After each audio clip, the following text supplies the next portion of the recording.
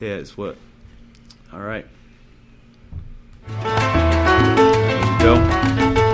Suciotalk, episode 41, I believe. I could be wrong. It could be episode 40, but who knows? I always fuck that up. I'm sitting here at Husk in Nashville with Chef Ben Norton. Chef, how you doing? I'm great, man. How are you? I'm fucking amazing. I'm so glad to be here with you. Thank you. Yeah, thanks for having me. This is a beautiful PDR, is it? Yeah. Okay. Yeah, we call this the Stables. Got you. Is this booked on a pretty consistent basis? Yeah, pretty much every night. Okay. Sometimes it'll be like 8 people, and I think the most we can fit in here is like 32. 32. That's a real tight fit, though. You fit 32 people in here? Yeah. That is wild. Yeah, not often. But when you absolutely need to? Yeah. Cool. It like spills out onto that patio, too. Yeah.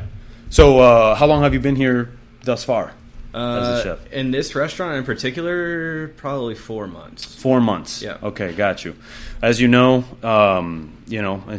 we're going to go all the way back to when you were a little boy. Yep. Growing up. So where were you born? I was born outside of Atlanta, like Metro Atlanta. It's a town called Canton. Okay. It's like 45 minutes north of Atlanta. Okay.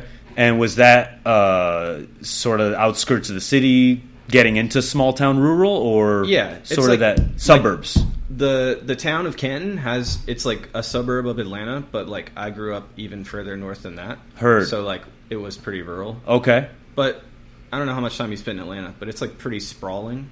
The whole city is like, it's not like you're out of town at any point. It's like a really sprawled out city, so it's kind of... Got you. It's huge. Is it, how much bigger is it than Nashville? It's probably about the same size. Okay, because I think you guys have the same vibe here. Yeah. Where it's like, people kept telling me East Nashville yesterday, and I'm like, just like East what are you Atlanta. talking about? I thought I was in Nashville already. Yeah. Like, I got to go east now? Yep. But that's where we're at right now. Yeah. No? Okay. Well, this is called Rutledge Hill. It's like on the east side of Nashville. Heard. I'm still trying to figure all this out, too. Yeah, okay, yeah, you just moved here. So you're born there. What did your parents do? My mom was a teacher, and my dad, he was in banking for a long time. Okay. Yeah. Got you. What was the food situation like at home? Were you was your mom cooking, dad cooking? Were you going out to eat a lot? We didn't go out to eat very much. My mom cooked literally every night. Okay. And it wasn't necessarily anything fancy. Got It was probably like the same 7 things in a rotation. Yeah.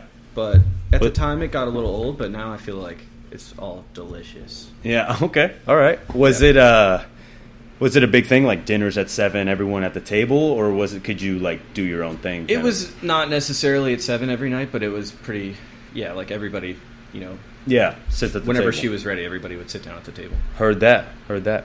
Any siblings? Yeah, I actually have a twin brother, and I have an older sister. No way. Yeah, a twin brother. What's his name? His name's Brett. Brett Norton. Yeah. He is also in this business, too. He also cooks. No way. Yeah. Where's he?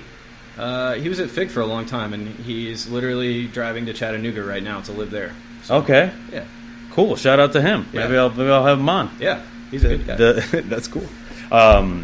Fraternal or? Fraternal. Okay, got you. Or were you happy about that growing up? I don't know. I mean, everybody always asks me that, but I don't know if I've ever...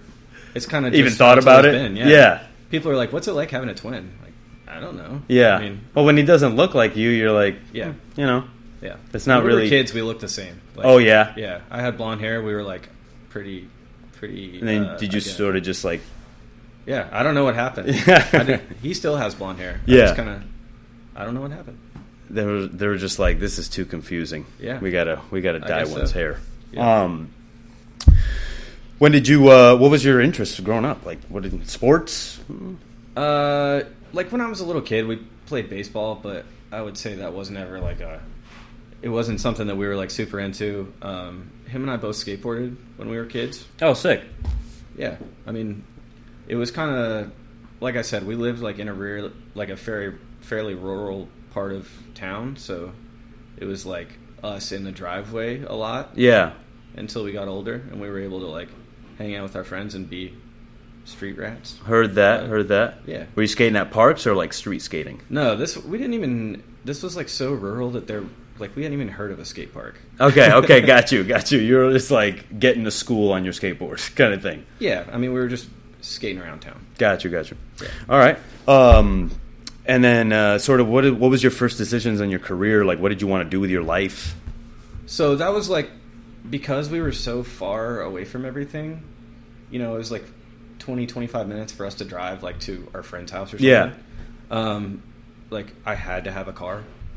That was like what I was set on. Okay. Like buying a car, and my parents were like, if you want a car, you better get a job. Yeah. So there was a country club. I say country club and that sounds fancy, but it wasn't fancy at all. It was like the whole subdivision was like built in the 70s, and it was like it's not like a nasty subdivision, but it's old, and it's like up in the mountains. Yeah. And there was a country club there, and my brother and I both got a job working in that restaurant. Mm-hmm. It was like I don't know. I'm sure they weren't expecting like a package deal when we walked in. Yeah. There's two of us. But we started like washing dishes and busting tables and stuff. And then just kind of never stopped, I guess. Gotcha. Okay. How long did you have that job for? And I'm guessing you were in high school. Yeah, I was in high school, so I was 15 to probably 17. Got you. Yeah. Did anything in particular make you leave that job, or just like you were done with high school, time to move on? Yeah, it just wasn't a great restaurant, and it was like just time for me to, by that time I had like realized that that's what I wanted to do with my life. Yeah. And it was kind of just time for me to like try and go somewhere else that made a little more sense. When was that moment for you that you realized, like, what about it drew you in that you were like, I'm literally going to give this my whole life? I don't know if it was like me, we're like kind of at the age where it was like just starting to become like a thing for people to want to be chefs. Like, gotcha, yeah. I feel like our generation, for sure. Before our generation, it was like not like a great thing to be doing. Their parents would be pissed off. They're like, you're going to be a chef? What the fuck? Yeah. So I think we were kind of like right at the beginning of that, and like Anthony Bourdain. Yeah. Like stuff like Hell's that. Kitchen. Yeah. I mean, just like it being on TV and Top stuff. Chef. Yep. Yeah. I think that's kind of like when I was like, this is what I want to do. Yeah. And I realized that the restaurant that I was working in wasn't good. Yeah. You're like, oh shit, I gotta go. Yeah. I need to not be here. Did you and your brother collectively think that, or did you leave before him? He stayed for a little while longer. He kind of like did that, and he was also like a lifeguard. Okay. He wasn't immediately set on it like I was. Okay, understood. And where do you decide to go from there? Like after high school, next job? So this is all like me traveling like closer and closer to Atlanta, like where there's more of a restaurant scene. All right. So I went to a restaurant called Cafe 190. And it was still in that small town, but the guy who was the chef owner there, he was his name's Brian Jones. He was like the chef de cuisine at like a nice Ritz that was in Atlanta. Gotcha. So he had like, he knew what he was doing, like way more than where I was at before. So that was kind of like the next step for me to like get into like a real kitchen and have some direction from somebody. Mm-hmm. Got you. Yeah. So have some mentorship. Yeah. Some extra mentorship. Got you. Who were the cooks that you were working with? Older, younger? Oh man. Because at that point getting in, I had like anywhere from like kids that wanted to be chefs, and then there was no in between. Like after that, it was like 45 and older. Absolutely. Or 30 and older. Yeah. I don't remember specifically. I remember like two people that were way older than me. I remember one guy that was like old. Like, he was like well into his late 40s. He was old to be doing that. Like well into his late 40s to be just like a line cook somewhere. Gotcha. And there was just like one or two other people. All right. I remember looking at that guy and being like, "Oh man, I don't want to be that guy." Right, yeah. Dude? That showed me too. I was like, "What? Like, what trajectory is that?" Yeah, like the bitter old cook. I'm gonna steer away from that one. Yeah, the horrible posture. And you're like, bro, I don't want to be that guy. No, never. How long did you stay there? That restaurant closed, so I was there for the entirety of it being open. That was probably like another year. That didn't last very long, and then. That was like, I think that was a big blow for him. He, like poured a lot of himself into that. And got you. Just kind of like was over. Fizzled, yeah. Yeah, he just couldn't make it work. So, after that, I just kind of like there were a couple of other restaurants that were like, you know, the nicer end of things in that town, which isn't saying much. Now there's some nicer stuff there. Mm-hmm. But at that time, there were some other places like the Winchester Wood Fire Grill. Mm-hmm. I worked there for a while. Okay. Yeah. Were you on the grill? Man, I was, but I had no business doing that. Yeah. You're just like... To be like a kid, you know, I was like still in high school or right after high school, and you know, like I barely knew how to start a fire. Yeah. To like have to like show up every day and get a fire going, and then like cook people's meat to a specific temperature was like way over my head. Yeah. I had no business doing that. Gotcha. So how many steaks got sent back? a lot. Yeah, I bet. Yeah. I lived that life for a little while too. Yeah. Yeah. Until I got my shit together. Yeah. I mean, after a while, you're just like, I can't have shit coming back every night. No. It's just like, you got to cook this more. You got to cook this more. It's like, fuck. You got to cook another one. It's over. It's like, fuck. Yeah, I didn't work that station too much. Yeah, but I've got to the point to realizing that where a person has their first medium rare steak or whatever it may be, that is their medium rare for their whole life. Yeah, that's true. So if they get a perfect medium rare like that's cooked better somewhere else, they might be like, oh, this is too rare for me. Yeah. And it's like, well, that first restaurant gave you a medium well and said it was medium rare, and now you're... people have no idea. Yeah, they have no idea what they want. So that's why I say, if you're at a restaurant, just order the steak the way the chef cooks it. Yeah. Whatever. Agreed. Like, I've had steaks that are medium well from places, and I'm like, this is delicious. You know why? Because this guy knows how to cook a medium well steak. Mm-hmm. And that's, you know, it's better than a shitty cooked medium rare steak. I'll tell you that much. Sure. So... at this point, how are you making these decisions about where you're going for restaurants? Do you have friends that are telling you, or are you just looking these restaurants up and being like, okay, I'm going to work there? Cause... yeah, it was just me, like, there weren't that many choices. Yeah. So it was just me, like, all right, I've already worked here, this place closed, what's, like, the next best thing? Okay. And, like, just kind of going from there. And that's just kind of how, I mean, that's just, like, the path I took, I guess. Mm-hmm. I just, like, worked... at that place for a while, and then I went to another place called, it was a seafood restaurant. It's called Going Coastal. Going Coastal. It's an interesting name. I Going think it's still there. Wow. Still there. Still there? Yep. Okay. Still there. Cool. I worked there for a long time. I worked for that guy. His name's Zach Kell. Yeah.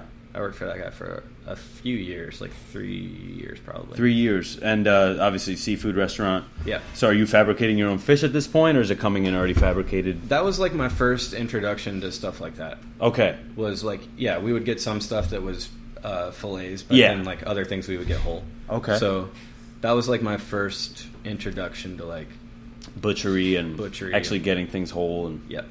forgetting to pinbone the salmon. Yep. Dude, you nailed it. That shit. Wait, trout has pin bones in it too? Yeah, exactly. I thought it was only salmon. You're like, nah, B. Yeah. Okay. So after the 3 years here, what makes you want to leave that place? I feel like my timeline is a bit skewed now because it couldn't have been 3 years because I worked at that place and then I went to culinary school. Okay. How old were you when you went to culinary school? It was right after high school, so I would have been 18. So okay.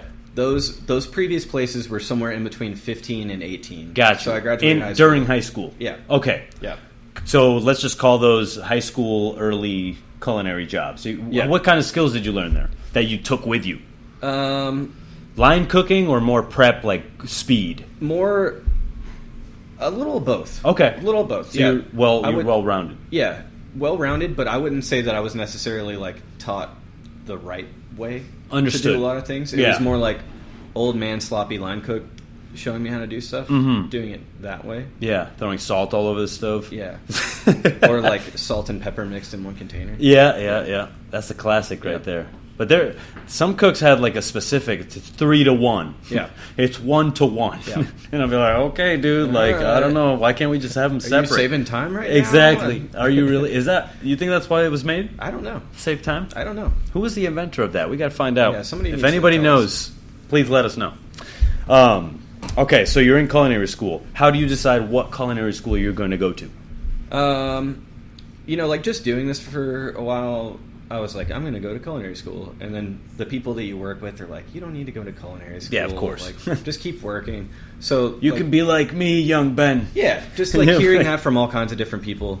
Like I said, my mom was a teacher, and like her whole side of the family, a lot of teachers. Okay. So she really like put a lot of stock in education.